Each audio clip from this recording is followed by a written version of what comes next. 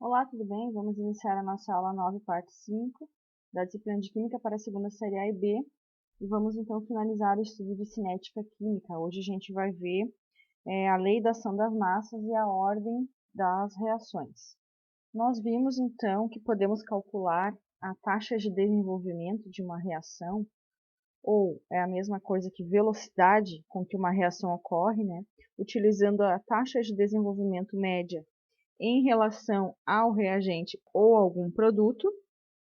A gente vai usar simplesmente a quantidade daquele reagente ou produto dividido por um ΔT, em que essa quantidade pode ser uma variação de massa, uma variação de pressão, uma variação de concentração ou uma variação de número de mol, quantidade de matéria, por exemplo. Também a gente pode utilizar taxas de desenvolvimento média em relação à reação, em que o intervalo de concentração, né, a concentração final menos a inicial, vai ser dividido pelo coeficiente daquele reagente ou produto vezes o intervalo de tempo. Logo, se temos essa equação de reação genérica aqui, onde A, B, C e D em minúsculo são os coeficientes,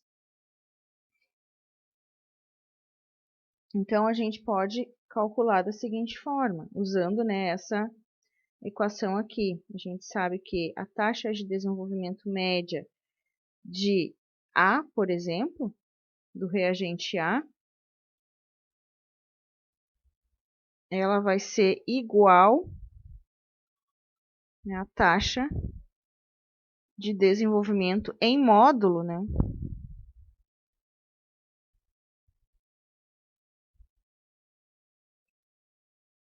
tanto do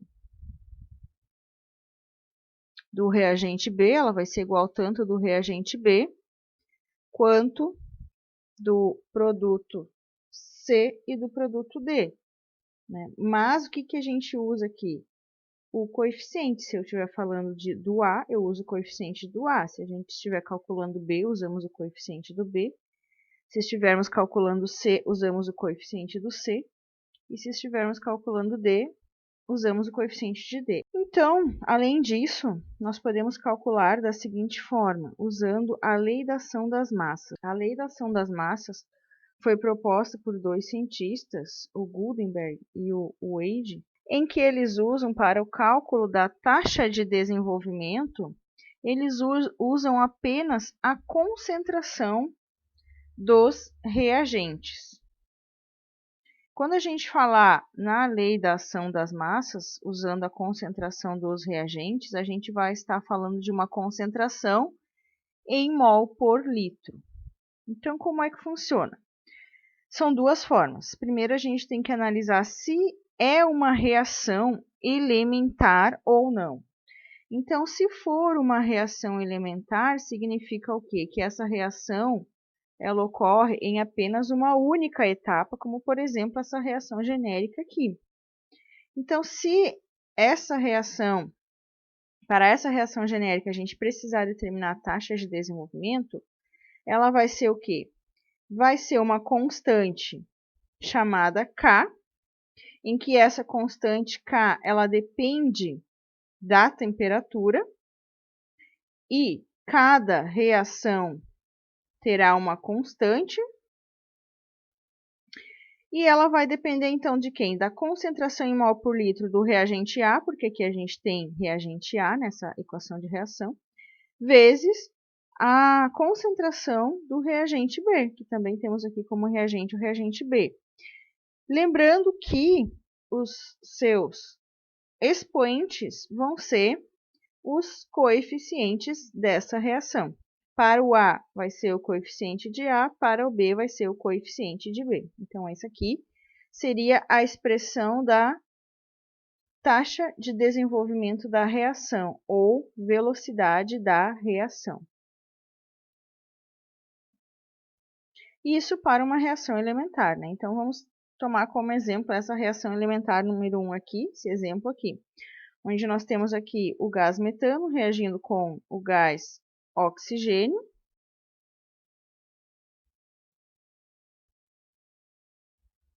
E aqui formou, então, o gás dióxido de carbono e o vapor de água. Para a gente determinar a taxa de desenvolvimento dessa reação aqui, sabendo que o exercício nos trouxe como uma reação elementar, nós vamos usar o que? A constante vezes a concentração em mol por litro do reagente CH4, no expoente 1, que é o seu coeficiente, vezes a concentração em mol por litro do outro reagente, que é o gás oxigênio, no seu expoente 2, que é o seu coeficiente. Então, esse aqui seria a lei da ação das massas. A velocidade da reação ela ocorre através dessa equação aqui, para essa reação química.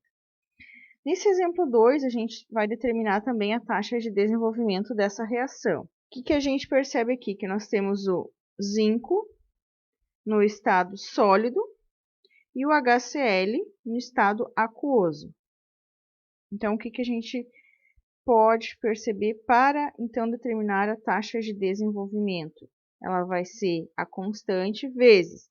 Dessa vez, como a gente tem reagente no estado sólido, ele não interfere na taxa de desenvolvimento, então a gente não vai utilizar ele. Então, vai ficar apenas em função do HCl, que está no estado aquoso, e o seu coeficiente como expoente, né? Então, a equação da taxa de desenvolvimento vai ser apenas essa aqui. Não considera, então, em nenhuma reação, né, nós consideramos o reagente quando ele estiver no seu formato sólido, no seu estado físico sólido, porque ele não interfere, então, na taxa de desenvolvimento. Isso a gente viu, então, para uma reação elementar. Se a gente tiver uma reação não elementar, significa o quê? Que nós vamos ter uma reação que ela ocorre em duas ou mais etapas. Então, nós vamos ter nos exercícios etapa 1, etapa 2, etapa 3 e assim sucessivamente, né? O que a gente pode observar aqui? Que sempre nós vamos ter uma dessas etapas que ela é a etapa lenta, né? Então, as demais vão ser etapas rápidas. Então, na expressão da taxa de desenvolvimento, qual é a etapa que vai interferir aqui na taxa de desenvolvimento, que vai influenciar na taxa de desenvolvimento? Apenas a etapa lenta. É ela que vai interferir na taxa de desenvolvimento de uma reação, na velocidade da reação. Então, nós vamos sempre pegar aqui os dados da equação de reação para a etapa lenta, que nesse caso é a etapa 1. Então, quem é que a gente tem aqui de reagente? Nós temos aqui primeiramente, né, precisamos do K, que é a nossa constante. Nós temos o NO2 no coeficiente 1, então expoente 1, vezes também temos NO2 no expoente 1, que também é seu coeficiente 1. Lembrando que os dois aqui estão no estado físico gasoso, então vão interferir sim na taxa de desenvolvimento dessa reação. A gente tem sempre, né, uma equação global que ela é gerada das etapas da reação aqui. Então, como é que a gente determina essa etapa global, essa reação global? Então, se nós tivermos uma substância que ela esteja tanto no lado dos reagentes quanto no lado dos produtos, nós vamos cancelar essa substância.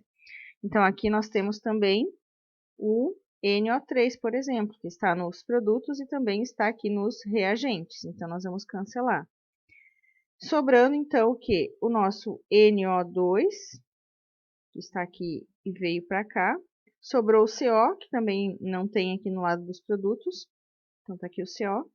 E sobrou o NO, né, que está aqui no lado dos produtos e não tem nos reagentes. E o CO2 também, que a gente não tem nos reagentes, apenas nos produtos. Então, essa aqui vai ser a nossa reação global.